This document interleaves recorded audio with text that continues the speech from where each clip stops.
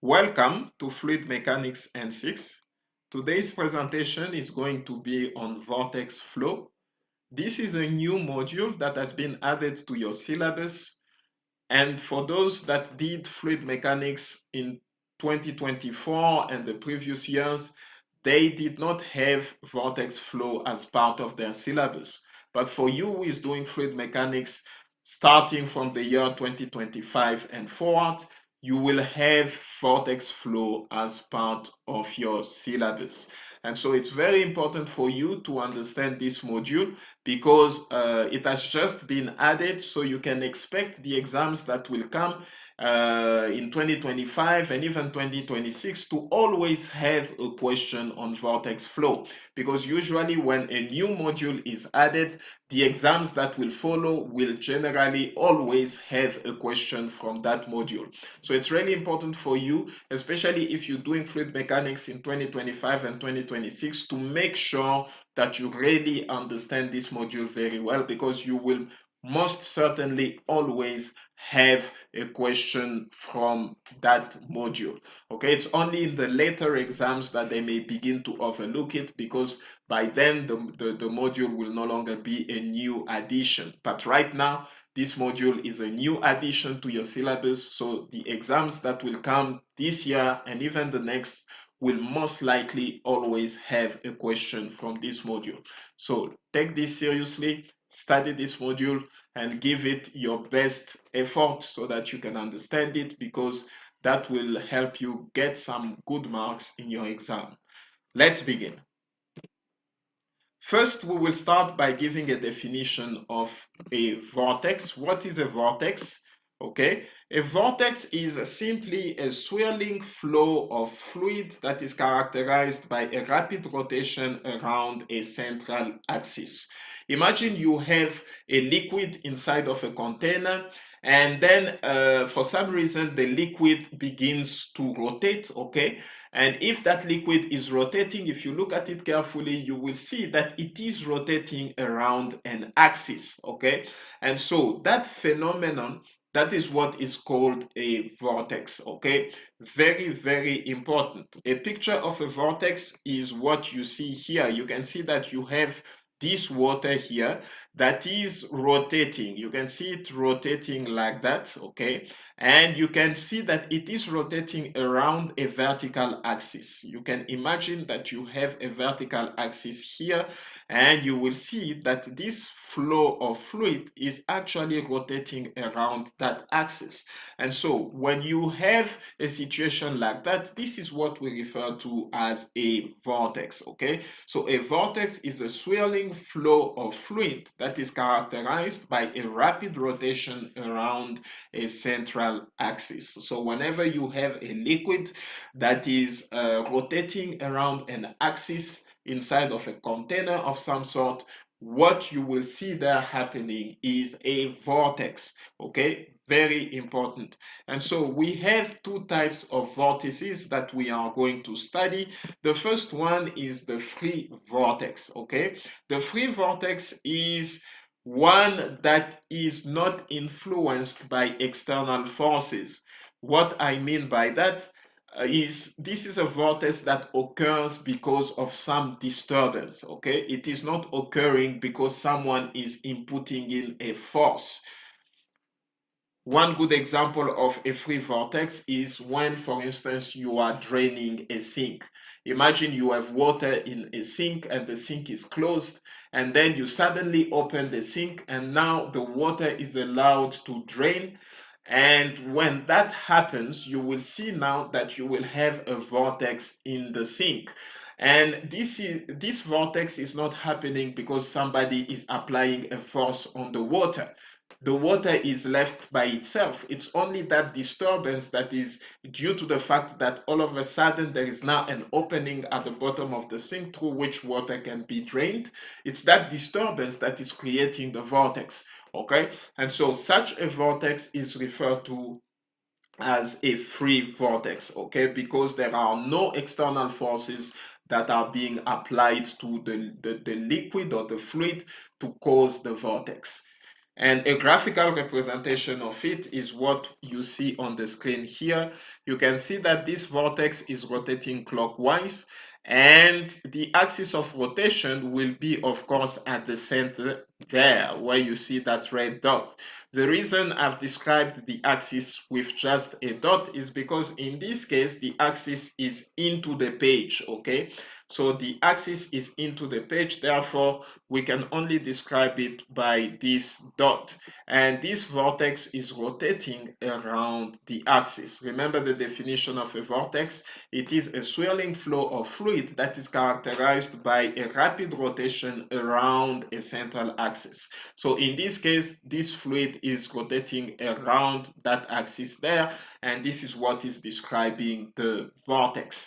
And for a free vortex, what is important to see is that the velocity decreases with the radius, okay? You can see this is the radius of the vortex, and as the radius increases, the velocity is decreasing. So the velocity is inversely proportional to the radius when you're dealing with a free vortex. So what we can say is that the velocity is maximum towards the axis of rotation, and then it decreases as we move away from the axis of rotation.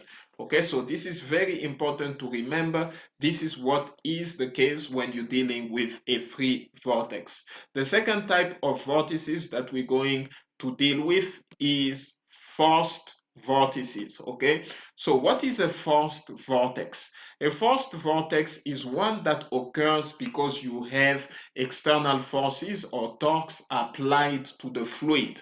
So one good example of that would be what you do when you are mixing coffee and milk inside of a cup. Okay, imagine you have your coffee and you've got milk in a cup, and now you begin to mix it with a spoon. Okay, using the spoon, you are actually applying a force to the fluid and you're creating a torque. And that, of course, leads to a vortex. And that kind of a vortex is what we will call a forced vortex. The reason for that is because you are applying a force to the fluid. You're creating a torque in the fluid, which leads to the vortex. So it's not happening because of some external disturbance of some sort, okay, without any human interaction. No, it is happening because you are applying a force to the fluid. Okay, if you stop applying that force, that vortex is also going to cease. Okay, and therefore we will refer to that type of a vortex as a forced vortex. I hope you are able to see the difference between a free vortex, which happens by itself because of some disturbance, and a forced vortex, which happens because there is an input of force or a torque that is created in the fluid. Okay, very important. And so the graphical representation of a forced vortex is what you see here. And again, the axis of rotation is at the center there. And now you can see that the velocity for a forced vortex is actually increasing with the radius. In other words, the velocity is directly proportional to the radius. When you increase the radius of the vortex, as you move along on the vortex, okay, and go to a place where you have a greater radius, the velocity also will be great in that place. Okay, so velocity increases with the radius. That is the case with a forced vortex. And so what that means is that when the radius is zero, or in other words, when we are at the axis of rotation, the velocity will be zero. Okay, very important. So with a forced vortex, the velocity is zero at the axis of rotation, which is here, and it increases as you move away from the axis of rotation. It increases with the radius. Okay, very important. Now, let us look at one application of vortices in real life. I am just going to give you one, and I will leave it to you to go and find other applications of vortices in real life. The reason I wanted to do this is because I suspect that in your exam they will ask you to give maybe one or two real life applications of vortices. Okay, and so here I am just going to present one to you, but I will leave it to you to go and find some other applications of vortices in real life. There are many. Okay, so you can read them even from your textbook. They gave you some of the applications there, and it's really important for you to know at least two or three so that you are safe if you are asked a question on that in your exam, because I suspect as a lecturer that they will ask you that in your exam. So let us look at this one application, vortices on aircraft wings. And so here you have the right wing of an aircraft. And so if you look on the top here, you will see that you have these plates that protrude on top of the wing. And these are not there for no reason. They are actually called vortex generators, okay? And as the name suggests, these plates actually create vortices on top of the wing. And I will explain to you why. If you have a wing that does not have vortex generators, okay, so VG here stands for vortex generators. Okay, so here is a wing that doesn't have vortex generators on it. And so, as you can see, when the wing is leveled or it is horizontal, okay, the flow of the air is pretty much smooth. But as you begin to increase, okay, the angle of attack of the wing, or in other words, as you begin to pitch the aircraft up, okay, you will eventually reach a place where the flow of the air will no longer be smooth on the top surface of the wing. Okay, and when that happens, we say that separation has occurred, and separation is dangerous because it affects the lift of the aircraft. The lift is the force that actually carries the aircraft and keeps it in the air.